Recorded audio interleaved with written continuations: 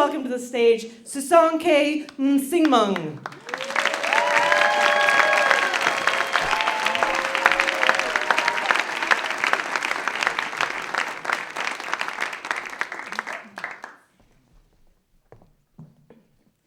So I am the product of a freedom fighter and an accountant, which I guess would make me a pragmatic idealist.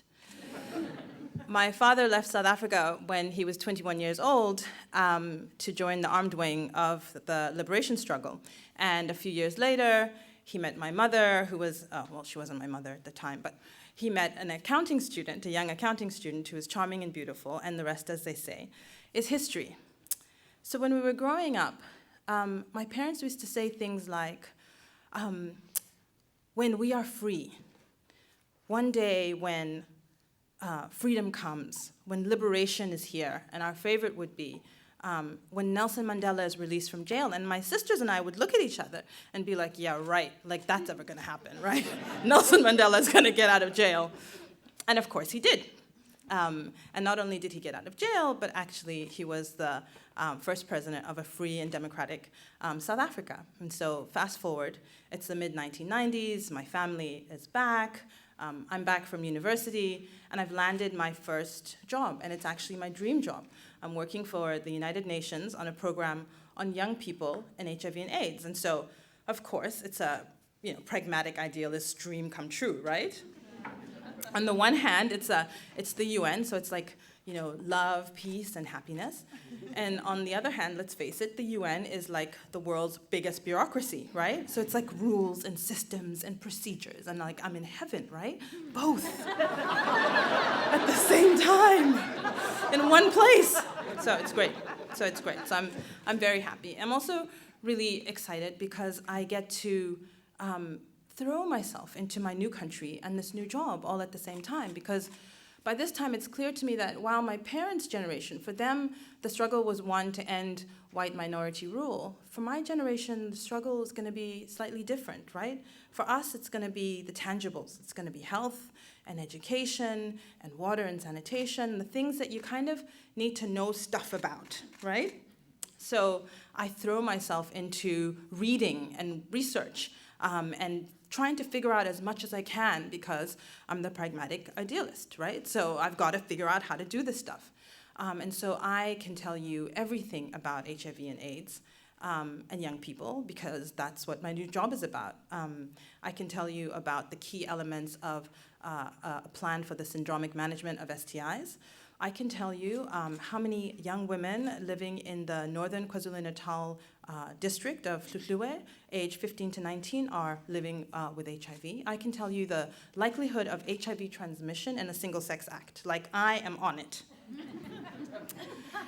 And then, of course, I meet Prudence. So I'm sitting in my office one morning, no doubt with my head buried in some or other, research report, and this kind of whirling dervish of a mad, sort of dreadlocked, teeth and joy and laughter person kind of plunks herself in front of me. And she introduces herself, and like me, she's a young woman who's working for the UN. And while I was working on a program on young people in AIDS, Prue was working, she was one of the first people living openly with HIV and AIDS in South Africa, and so she was working for the UN to help to reduce stigma in the workplace. So she was hired to kind of demonstrate to employers that people living with HIV aren't gonna bite, right? And that you can actually hire people living with HIV and there's gonna be no negative consequences for you or your bottom line. And so we had a lot in common. And so we hung out, not just in the office, but on weekends. There were concerts and there were plays, and South Africa was this amazing new blossoming place with this fantastic new constitution, and everybody had rights. And Prue and her sort of mad group of friends were all lesbians, which was fantastic for me, because my cool points shot up 1,000%. So it was wonderful. It was great. It was a wonderful, wonderful time. But of course, it wasn't as simple as things seemed on the surface. After some time, it became clear to me that Prudence was in a very violent and abusive relationship. And so I pulled her aside and I was like, Prue, what's going on, man? Like, you're the most confident, amazing woman I know. What's happening? And she's sort of, and it doesn't matter, right? It doesn't matter, because what's going to happen is you need to get out of this relationship, and the way you're going to get out of that is you're going to move in with us, right? There's plenty of space in our house. Come and live with us. And so before you knew it, Prue was living with us. And of course, there wasn't a lot of space. So she was living in my room, and actually she was not just staying in my room, she was staying in my bed. So we were like chatter, late into every night. And we would get up in the morning and go to the office, exhausted because we were talking so much. And twice a week, because Prudence had managed to wangle her way into this experimental drug treatment program, because these were the days before antiretrovirals were widely available, twice a week we would get on the highway from Pretoria, where we lived, and drive to Johannesburg, to the doctor's office where she would, have the meds.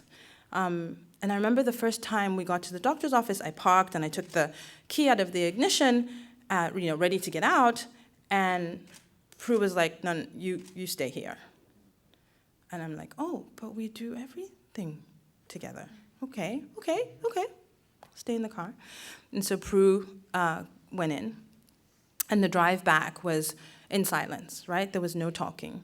And so this happened twice a week, every week, for a few weeks. And after a couple of weeks, the meds were clearly, starting to have their effects on her. And we got to the doctor's office one morning, and she needed help. There were 2 stairs to sort of go, 2 steps to walk up to get into the doctor's practice. And so she needed some help. And so I got out to help her. And like inside, secretly, I'm like, I'm feeling really bad that she's not feeling well, but thank God I get to go inside, because now I see what's going on in there, right? So so we go inside, and it's the little room, and it's about 12 to 15 people who are sitting in that room, and it's this deathly silence. And contrary to what all the headlines were telling us at that time about what AIDS looked like, right? AIDS is a black disease, AIDS is a gay disease, AIDS is a disease of poverty. Actually, this room didn't look like that at all, right? It was a fairly affluent middle-class room. But it was clear that nobody in that room wanted to be there. So it was like this deathly silence. And so we kind of crept in and we sat down. And people would be called one by one. And the receptionist called this name. And it was, first names only. And she called Alice. And Prue stands up. And she goes inside. And I'm like, huh. And she comes back out after about 30 minutes or so. And we go back into the car. And we start making the long, silent trek, back to Pretoria. And so I'm driving, and I look at her, and I say, "What's he like?" And Prue says, "What's who like?" And I said, "The doctor, what's he like?" And she looked at me for a long moment, and she said, "He won't touch me without gloves on." And I realized that my friend, right, my brave, courageous, amazing friend who is openly living with HIV at a time when people are getting killed for that, right? Who is an out lesbian at a time when women were getting killed for that, still are, actually, right? That she's also petrified and vulnerable and ashamed of herself, right? And that's not a contradiction. That's all of us. That's life, right? It's all happening at the same time. And so in that moment, Prue taught me a really powerful and important lesson, a lesson that I have carried with me in 20 years as an activist and as an ally with people living with HIV and AIDS. And it was a lesson that was basically that, it was fine to be a pragmatic idealist, right? That pragmatism is good and idealism is good. But that what I was missing was empathy, and that if I was going to make any kind of difference, if I was gonna that I wasn't actually listening to what Prue was saying. I was kind of listening, but I wasn't listening enough, right? And that if I was gonna make any kind of impact, and if I was going to be the kind of advocate that I wanted to be, that what I was going to have to do was listen, not just to the words of people like Prudence, but much more importantly, I needed to listen to the silences.